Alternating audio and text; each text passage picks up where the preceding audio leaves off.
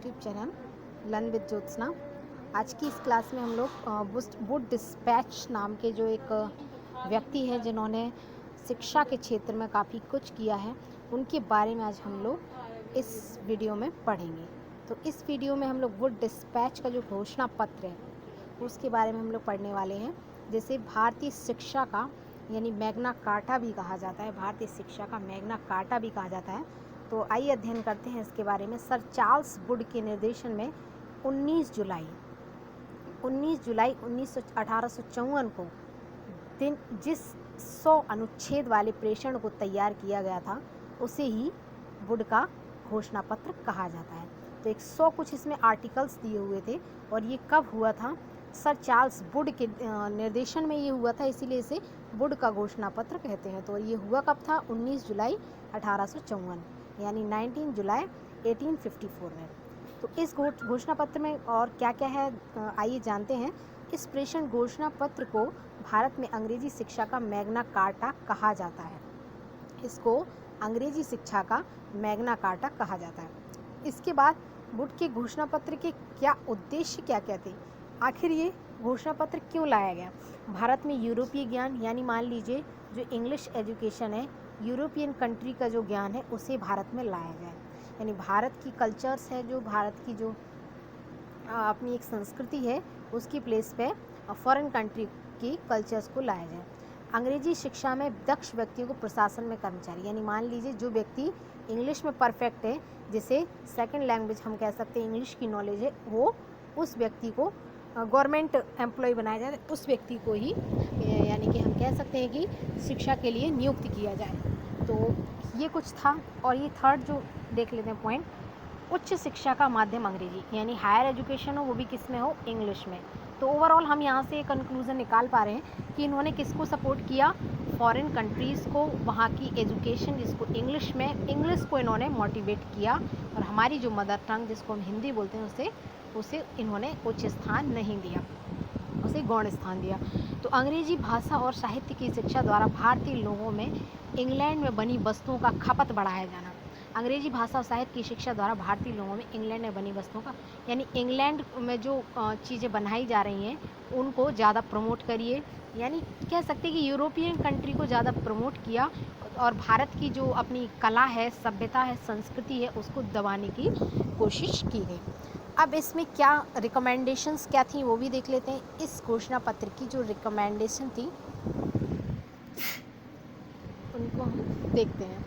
तो इसमें क्या था? शिक्षा का माध्यम, इस पर ध्यान दिया जाए, शैक्षिक प्रशासन पर ध्यान दिया जाए, विश्वविद्यालयों की स्थापना की जाए, यानी न्यू और जो हम कह सकते हैं यूनिवर्सिटी स्टेबलाइज्ड की जाए, क्रमबद्ध विद्यालयों की, यानी क्रम से, जैसे प्राइमरी तक, फिर उसके बाद कुछ 6 से बच्चे एडमिशन लेना चाहते हैं तो फिर 6 से लेना चाहते क्या है, लेंगे ही, तो उसके लिए फिर अलग से क्रमबद्ध रूप से यूजीसी की और रिकमेंडेशन दी इन्होंने, यूनिवर्सिटी ग्रांट कमीशन, ठीक है। तो उसकी बात भी कही, शिक्षक प्रशिक्षण, जैसे कह सकते हैं बीएड, बीटीसी, डीएलएड एक्सेट्रा, जो टीचर को ट्रेनिंग दे, उस ट्रेनिंग देने वाले कॉलेजों की भी स्थापना की। रोजगार भी दिया जाए और शिक्षा को क्या ऐसी शिक्षा दी जाए जिससे बच्चे क्या हो, उन्हें रोजगार मिले, वो पढ़ लिख कर अपने घर पे ना बैठें। और विमेन एजुकेशन को भी इन्होंने सपोर्ट किया, यानी नारी शिक्षा पर भी इन्होंने बल दिया। तो यही कुछ सिफारिशें थी ये जो इन्होंने अपने घोषणा पत्र, जो कि 19 जुलाई 1854 में आया हुआ था, जिसे हम लोग भारतीय शिक्षा का, अंग्रेजी शिक्षा का मैग्ना कार्टा भी कहते हैं। और इस किसकी कह सकते हैं हम, वुड डिस्पैच जी की अध्यक्षता में हुआ, इसीलिए इसको हम लोगों ने क्या बोला? वुड डिस्पैच का कह सकते हैं कि वुड डिस्पैच की रिपोर्ट। तो शिक्षा का माध्यम, अब इनको डिटेल में भी हम देख सकते हैं कि प्राइमरी, जैसे इन्होंने बोला शिक्षा का माध्यम, प्राथमिक स्तर पर शिक्षा का माध्यम देसी, यानी मदर टंग में आप प्राइमरी एजुकेशन दीजिए। माध्यमिक स्तर पर, यानी कह सकते हैं जो सेकेंडरी एजुकेशन है वो कैसी होना चाहिए? देसी प्लस इंग्लिश, दोनों को इधर पे बोला देसी प्लस इंग्लिश बोला, यहाँ पे खाली देसी भाषा है प्राइमरी में। और जो अपर मैट्रिक है, माध्यमिक से उच्च माध्यमिक हुआ, उसको क्या बोला ने? कॉलेज या उच्च स्तर पर शिक्षा का माध्यम अंग्रेजी, ओनली इंग्लिश में दीजिए ये, यानी बैचलर डिग्री या जो बच्चे कर रहे हैं जिसको हम लोग कह सकते हैं उच्च शिक्षा, वो क्या ओनली इंग्लिश में। तो ऐसा कुछ इन्होंने एक खाचा तैयार किया। उसके बाद शैक्षिक प्रशासन में इन्होंने क्या कहा, घोषणा पत्र के अनुसार प्रत्येक प्रांत में जन शिक्षा विभाग की स्थापना की जाए। जन शिक्षा विभाग की स्थापना की जाए, यानी एक शिक्षा विभाग हो जो सभी लोगों की समस्याओं को सुने। फिर उसके बाद साथ ही शैक्षिक संस्थाओं के निरीक्षण के लिए फिर उस जन शिक्षा विभाग को निरीक्षण करने वाला हो। निरीक्षकों का एक कार्य होगा कि वे कॉलेज स्कूलों की प्रगति का मूल्यांकन करें कि आप स्कूल में क्या करवा रहे हो, बच्चा कितना अचीव कर पा रहे हैं, इस सब का एक रिपोर्ट तैयार करेगा कौन, निरीक्षक। फिर प्रगति करके सरकार को भेजे। ठीक है, इस शैक्षिक संस्थाओं में वार्षिक परीक्षा की व्यवस्था का दायित्व, यानी जो हमारी एनुअल एग्जामिनेशन है जिसको हम कह सकते हैं कि वार्षिक परीक्षाएं, उसका भी एक ब्यौरा बना के भेजे और उसके बावजूद वही एनुअल एग्जामिनेशन ले, कह सकते हैं शैक्षिक परीक्षाओं की व्यवस्था का दायित्व, यानी परीक्षा का पूरा व्यवस्था वही करें। और भी कुछ इन्होंने बोला है, शैक्षिक प्रशासन हो गया। फिर यूजीसी के बारे में क्या इन्होंने बोला, यूजीसी के बारे में बोला, यूनिवर्सिटी ग्रांट कमीशन घोषणा पत्र के अनुसार भारत में विश्वविद्यालयों की स्थापना लंदन विश्वविद्यालय के आदर्श को सामने रखकर, यानी जितने भी यूनिवर्सिटीज़ बनेंगे हमारे इंडिया में उनको सारे उनका जो एक कह सकते हैं कि एक फॉर्मेट होगा कि मान लीजिए पहले हमारे इतने टीचर होंगे, फिर उनके इतने निरीक्षक होंगे, फिर एक प्रिंसिपल होगा। ये तो हम लोग मैट्रिक की बात कर रहे हैं, लेकिन यूनिवर्सिटी लेवल पे बोला गया तो उसका जो पूरा शेड्यूल होगा, एक तरीका होगा, हमारा सिस्टम होगा, वो किसके तरीके किसकी नकल करके बनाया गया, लंदन यूनिवर्सिटी की। तो एक उसके हिसाब से एक चांसलर होगा, फिर एक वाइस चांसलर बनाया, फिर एक फेलोगन, फिर एक सीनेट, ऐसे करके इन्होंने पद बनाए जो कि सेम ऐसा लंदन यूनिवर्सिटीज़ में होता है। तो वहीं की इन्होंने कह सकते हैं यूनो कि मतलब एक फॉरेन कंट्रीज़ की नकल, यानी फॉरेन कंट्रीज़ को भारत में लागू करना चाहते थे। फॉरेन कंट्रीज़ के रूल रेगुलेशंस और स्टाइल को, बाकी हर चीज़ों को यहाँ पे लागू करना चाहते थे। तो यही था इसमें। फिर इन्होंने क्या बोला, इस विश्वविद्यालय का प्रमुख कार्य उच्च शिक्षा संबंधी परीक्षाएं। इसमें क्या होगा, इसमें ये लोग क्या लेंगे, जो हमारी यूनिवर्सिटीज़ एग्जामिनेशन है वो सब काम ये लोग करेंगे। डिग्रियां देना, मान लीजिए किसी ने भाई बीए बीएड कर लिया, उसको फिर आप डिग्री दीजिए, डिग्रियां उपलब्ध कराना, ये सब होगा।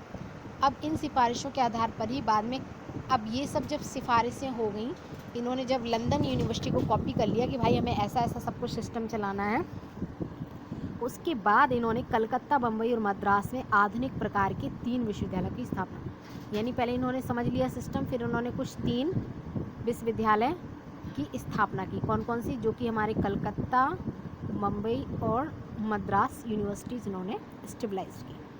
तो ये कुछ इन्होंने विश्वविद्यालय की स्थापना के बारे में लिखा अपने घोषणा पत्र में। फिर इन्होंने क्रमबद्ध विद्यालयों की क्या बात करी थी, जो मैंने पहले हेडिंग हम लोगों ने पढ़ी है, तो उसके बारे में इन्होंने क्या बात करी थी। इस घोषणा पत्र में सुझाव दिया गया कि शिक्षा संगठन को सुचारू रूप से चलाने के लिए यह आवश्यकता थी कि क्रमबद्ध विद्यालयों की स्थापना सुचारू रूप से चले। बच्चा प्राइमरी तक ही ना पढ़ के रह जाए, या फिर कोई बच्चा 8 तक पढ़ के रह गया और उसके 8 के बाद वो पढ़ना चाहता है, तो ऐसा नहीं कि वो पढ़ ना पाए। मान लीजिए किसी बच्चे ने 12th कर लिया, उसके बाद वो फिर उच्च शिक्षा प्राप्त करना चाहता है, तो उसके लिए स्कूल ही ना हो, यानी कह सकते हैं कि विश्वविद्यालय ही ना हो, तो ऐसा ना हो, वो बच्चा आगे भी अपनी पढ़ाई को कंटिन्यू कर सके। इन्होंने बोला विद्यालयों की स्थापना की जाए, अर्थात प्राथमिक, माध्यमिक और अंत में कॉलेज और उच्च विद्यालय दिए जाएँ, ताकि बच्चा जितनी एजुकेशन लेना चाहता है वो ले पाए। कुछ ही नेक्स्ट पॉइंट था इसमें, इनकी रिकमेंडेशन में सहायक अनुदान प्रणाली। अनुदान प्रणाली हम कह सकते हैं कि स्कॉलरशिप सिस्टम भी कह सकते हैं। प्रेषण में यह स्वीकार किया गया कि सरकार के लिए संभव नहीं कि वे सभी स्कूलों कॉलेजों को अनुदान अपने ऊपर ले सके, अतः ऐसी स्थापना की जाए जिससे कि अधिक से अधिक शिक्षण संस्थाएं खोली जा सकें। इसके लिए स्वीकार किया गया सहायक अनुदान प्रणाली को चलाया। जनता द्वारा स्थापित विद्यालयों को सहायक अनुदान देते समय यह ध्यान रखना होगा कि उन्हीं विद्यालयों की स्थापना की जाए जो धर्मनिरपेक्ष हो। तो ऐसा ही कुछ कि मतलब कोई अगर हेल्प करना चाहता है यूनिवर्सिटी बनवाने में स्कूल्स बनवाने में, तो उनकी हेल्प ली जाए, क्योंकि इतना पॉसिबल नहीं है कि गवर्नमेंट इतने सारे स्कूल्स बनवा पाए जितनी की जनता है। तो इन्होंने प्राइवेटाइजेशन को भी थोड़ा सा मोटिवेट किया।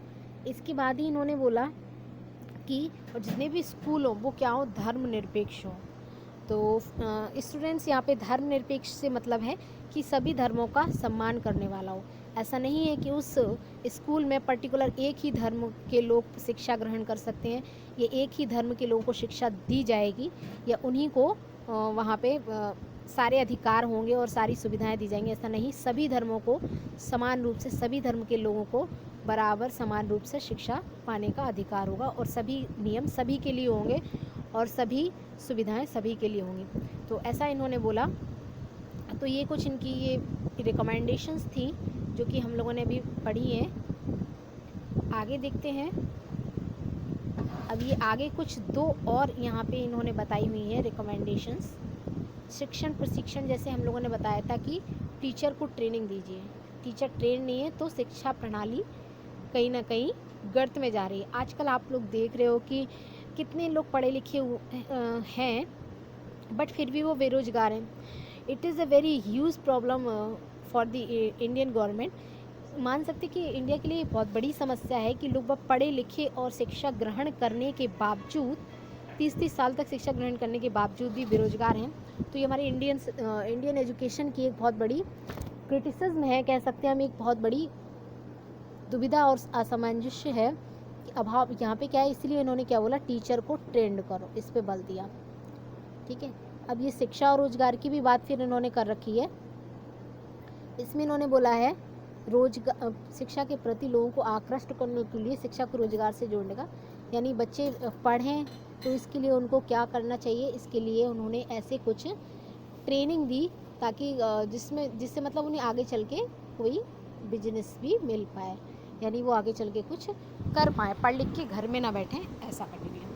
फिर इन्होंने विमेन एजुकेशन को भी सपोर्ट किया। बोला है इस प्रेषण में नारी शिक्षा के महत्व को स्वीकार, यानी मान लीजिए हमारे देश की आधी